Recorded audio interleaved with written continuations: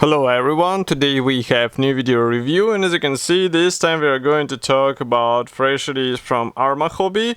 And this is quite a, I would say, unusual release for me, because I was not expecting to see a Mustang in 1/72 scale, but here we are, and this is not even a bubble top. This is a P-51B and C Mustang, and they come as an expert set, so it means you will get some extra bonuses in the box. And we have a commercial sample here, so it means you will get exactly the same stuff as what you'll see in this video review. So it will be interesting to see how this kit is designed. And you can see that it's officially designed, officially licensed product by Boeing. Kit number is 70038, and note that the difficulty is only 2 stars, so it's not that difficult in my opinion. Box size, as you can see, is I would say typical for Arma Hobby kits. Here you can see comparison with my hand. Moreover, we have really beautiful box art, so it would be great to have such poster on the wall. On the side here we have also some information about the things inside. So we get P parts, we have 6 marking options, and we also get masks out of the box. Here, by the way, you can see all 6 marking options which are included into this kit. I would say they are quite colorful, and as you can see, both versions are represented here. It means B and C. And on the opposite side here we have some safety advices and address of the manufacturer, but that's not an interesting information. Let's go with unboxing. So this is a side opening box, and here's what we have inside. I would say packaging is somewhat tight, and I wonder why, because there are not that many sprues, as you can see. So let's open it and take a closer look together. In the meantime, I can remind you also that you can support us with a small donation. So it's quite easy thing to do, because you can just join our channel and get various bonuses via YouTube. There is a special button somewhere here. Or of course you can press the big red button on our website. It's a donation via PayPal, so you decide how much we will get, but all this money will be used in order to improve these video reviews and maybe introduce some new kits which we cannot get without your help. And that would really help us, and I hope it will also be interesting for you as well. So we are going to start with this clear plastic sprue, and let's zoom in as much as we can. So here we have Canopy Parts, and you can notice that the parts division should allow you to open the cockpit on your model, which is quite, I would say, interesting feature on 1/72 scale. Even some well-known manufacturers do not give you such option in some kits, so here we get it. And as you remember, we have masks included, so it's, I would say, pretty much an easy thing to work, knowing that we get masks for this particular kit. Next, we can start with a gray plastic sprue. So this one is not the biggest one, it's actually the smallest one, let's say, in the kit. But still, it is interesting that here we have separate flaps. We also have 2 types of exhaust stacks. Next, we continue with several types of fuselage cooling panels here. And next, or cooling vents if you prefer. Note that landing gear wheels are molded together with a mass effect, so that's also quite an interesting thing. And attachment points are right on the propeller blades, so be careful while separating them, because it might be tricky for some modders. And the same can be said about this tail landing gear leg. So as you can see, the strut is molded together with the landing gear wheel, and it might be also a bit tricky to paint such thing. If I flip it over, inside you can see some guiding elements for these fuel tanks, landing gear wheels that are molded as a single piece parts, and here we can see flaps from the opposite side. By the way, the external features on these flaps are quite impressive, so I hope camera will be able to focus. And now you can see that we have a great surface cockpit here, and all this comes out of the box. You don't have to get some aftermarket for that, and in my opinion this is a nice thing to have in 1/72 scale release. Next, we continue with a bigger plastic sprue. This is actually the biggest one in the whole kit, so let's zoom out a bit. And here you can see that we have wing parts. We also have 2 fuselage halves, and note that tail fin is molded separately, because here we have 2 types molded together with rudder. We also get top cooling panel pre-molded with fuselage halves, and frankly speaking, I'm not sure why it was decided to do it like this, because it would be better to have it as a single piece part placed on the top of the fuselage, but here we have it just like that. By the way, here is the cockpit floor. We also have landing gear doors, and now I suggest we zoom in and take a closer look on this part. So external features are quite standard, I would say. They look great because here we have recessed panel lines and rivets.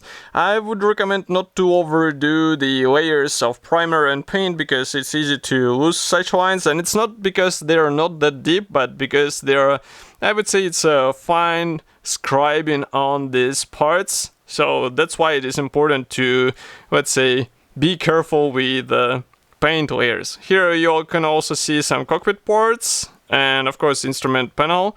But as far as I remember, we have some P parts. I wonder where they will go, because it looks like they will not go into the cockpit. Maybe some seat belts there will be, but that's pretty much all. And here you can see also all these parts from the opposite side. So we have some guiding elements for internal parts, and this large circles, I wonder what they will be used for. Maybe for guiding, maybe for getting a bit more rigid, let's say, connection between the parts, maybe something else, because as you can see here, for example, we have these small rods in one section. Here they're plain, but here we get them exactly in the opposite position, so maybe it will also act as a guiding element when you'll be joining these two large parts together, because as you remember, this one half and this is another one. It's not like two on top and one on the bottom.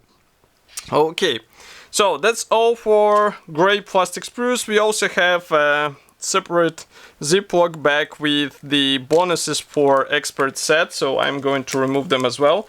Just give me a second to do so. And here we have, first of all, masks.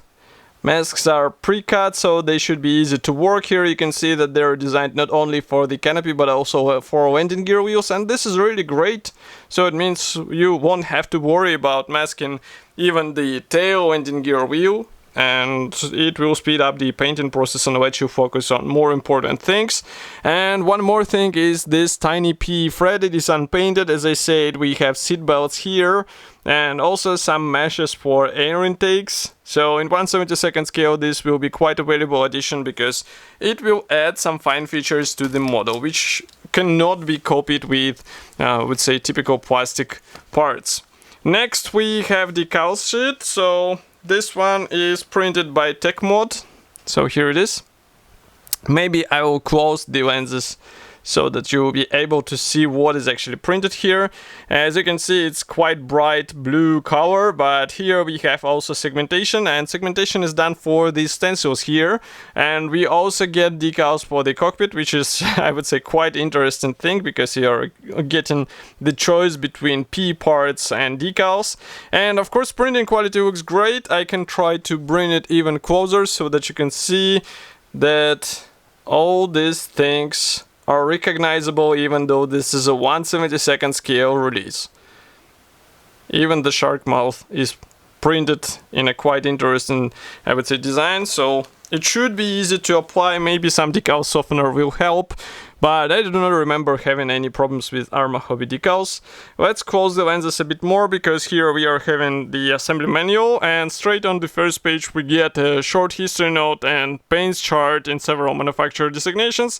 And this is quite a handy thing, because as you can see, not one brand but several of them are mentioned. And assembly manual looks quite busy in my opinion. As you can see, there are a lot of writings, so be sure to learn it properly, what goes where and why, because as you can see, there are also some tips on the painting process. And I can see that there are some choices dependent on the version of the aircraft you choose. Next, we continue with the cockpit walls here. We also assemble the air intake in the fuselage, and I can say that it's quite detailed thing for a 1/72 scale. I mean, not every 1/48 scale kit features all these details which we get here, and this is rather surprising and unusual for such tiny model, because Mustang in 1/72 scale should be like this, and I think there should be written the sizing somewhere on the box maybe, but it should be approximately something like 10 or 12 centimeters. Next we continue with the main wheel wells, wing mechanization. So as you remember, we have flaps molded separately, but ailerons are molded in. It's quite, I would say, different approach to what we are used to seeing in some other models. And next we continue with installing this wing on the fuselage. We also decide on which tail fairing you would like to see, because it will also depend on the marking option you choose. Here you can see the assembly of the landing gear. These are main landing gear legs and wheels. Next, I want to check what is this.